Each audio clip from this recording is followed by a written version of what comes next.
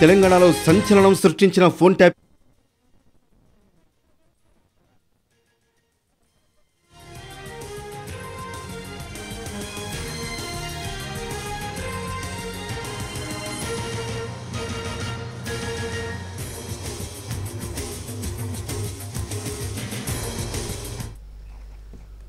Phone ట్యాంపింగ్ కేసులో సంచలన విషయాలు బయటకొస్తున్నాయి. బీఆర్ఎస్ హయాంలో బీజేపీ నేతలు టార్గెట్ గా ట్యాపింగ్ సాగినట్టు గుర్తించారు.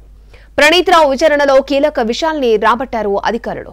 తెలంగాణలో సంచలనం సృష్టించిన ఫోన్ ట్యాపింగ్ కేసు దర్యాప్తు ముమ్మరంగా జరుగుతోంది.